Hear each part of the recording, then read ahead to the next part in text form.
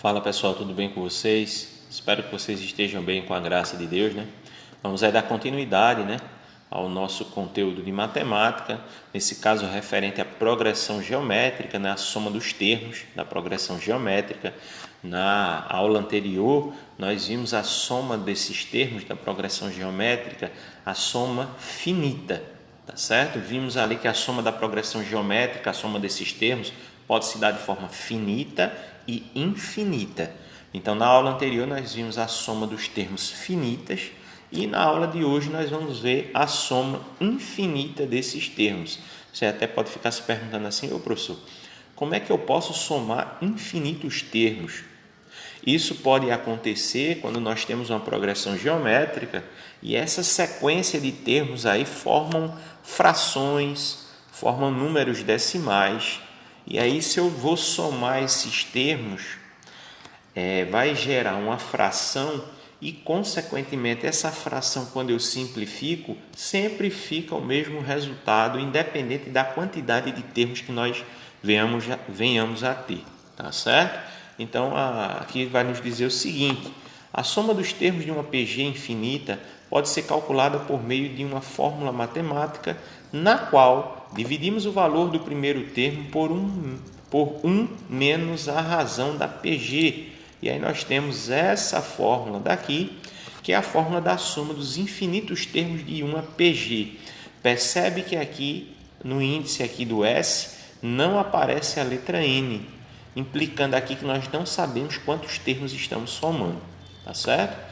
Essa fórmula só é válida para progressões geométricas decrescentes, com a razão sendo maior que 0 e menor que 1, ou seja, a razão está entre 0 e 1.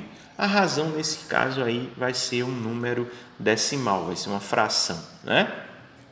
A razão da PG deve pertencer ao intervalo entre 0 e 1, exceto por esses valores, ou seja, a razão ela vai ter que estar entre 0 e 1, mas ela nem pode ser 0, nem tampouco o número 1.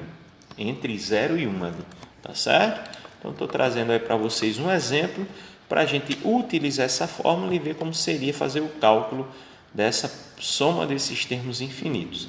Então, aqui nós temos uma PG, percebe que é decrescente, né? Os valores estão diminuindo, só podemos usar esse conceito de soma dos termos se essa sequência for decrescente, né, e for uma PG. Então, nesse caso aqui, para a gente aplicar a fórmula, a primeira coisa, a gente tem que determinar a razão. Como é que a gente determina a razão na PG? A gente pega um sucessor e divide pelo antecessor. Então, eu vou pegar aqui o 5 e vou dividir por 10. Percebe que 5 não divide por 10. Como não divide, o que eu vou fazer aqui é simplificar. Dá para simplificar. Dá para simplificar por quanto? Dá para simplificar por 5. E aí nós temos 5 por 5, 1, e 10 dividido por 5, 2. Então, nós temos aqui a razão dessa progressão geométrica, 1 sobre 2. Beleza. Vamos agora pegar a fórmula. S igual a 1 menos Q. Está aqui a fórmula da PG, da soma dos termos, né, da PG infinita.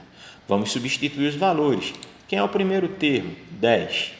E embaixo vai ficar 1 menos 1 sobre 2, porque a razão é 1 sobre 2. Beleza. Como nós resolvemos aqui essa subtração? Nós temos 1 menos uma fração aqui, 1 meio. Então, se por acaso você não está lembrado disso, eu trouxe aqui separadamente para que a gente pudesse compreender. Nesse caso, o que é que nós vamos fazer aí? Nós vamos considerar, né, que embaixo desse número 1 aqui, tem outro número 1. Porque todo número, quando ele está sozinho, está escrito sozinho, a gente considera duas coisas. Vamos supor que eu tenho aqui o número 5. Duas coisas eu tenho que considerar aqui. Primeira coisa é que embaixo dele aqui existe o número 1. Então, logicamente, ele é uma fração.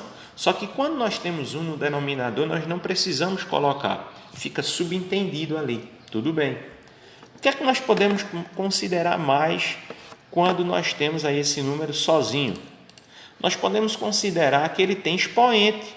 Qual é o expoente dele? O expoente dele é o número 1 também. Então, quando o número não está em forma de potência, existe o número 1 ali no expoente. Tem mais alguma coisa que podemos considerar? Tem sim. Todo número sozinho, assim, ele tem vírgula. A vírgula está aqui, ó. Certo? E aqui na parte decimal, nós temos zeros, infinitos zeros. Só que quando nós temos zeros na parte decimal, nós não precisamos colocar. Consequentemente, essa vírgula, ela passa a ser opcional. Tá certo? Então, quando nós vemos um número assim, sozinho, são essas coisas que nós levamos em consideração. Tá certo? Então, voltando aí na situação aqui, então esse 1 sozinho nós consideramos que embaixo dele tem o número 1. E aí agora a gente consegue subtrair, mas a gente consegue subtrair de que forma? A gente vai ter que fazer o mínimo múltiplo comum. Como embaixo aqui é o número 1, então o mínimo múltiplo comum vai ser o outro número. Quem é o outro número? É o 2.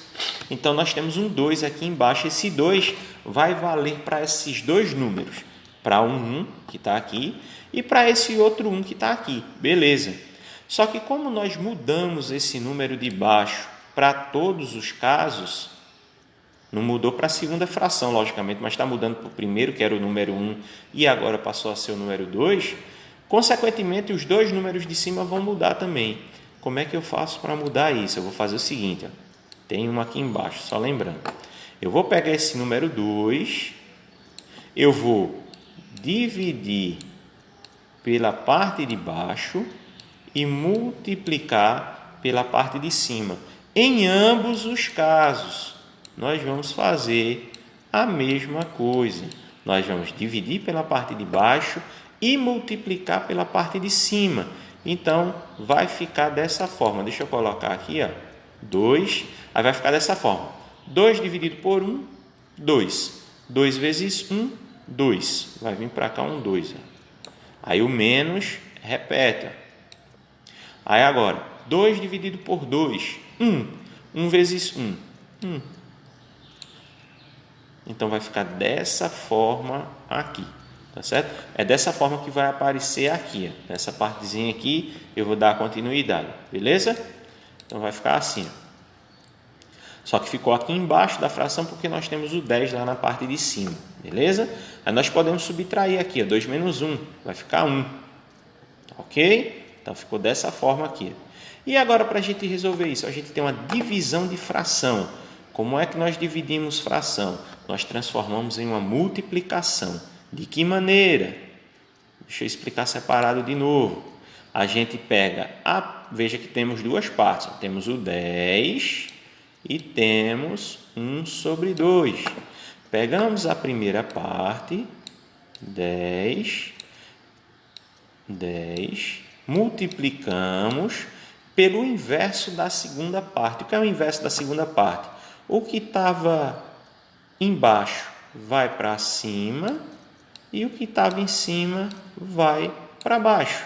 Consequentemente, eu inverti aí. Quando eu faço isso, lembrem-se que 1 na parte de baixo a gente coloca se quiser. Embaixo desse 10 aqui, não é como se a gente tivesse o número 1. Então, isso a gente coloca se quiser. Então, na realidade, vai ficar 10 vezes 2. Porque quando a gente inverteu essa fração aqui, ó, ficou 1 na parte de baixo. E 1 na parte de baixo a gente coloca se quiser.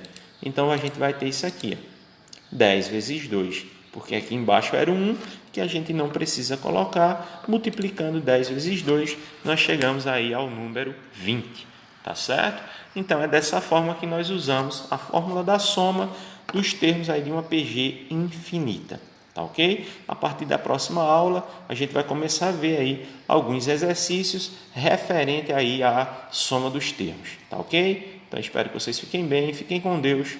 Forte abraço para todos e até mais.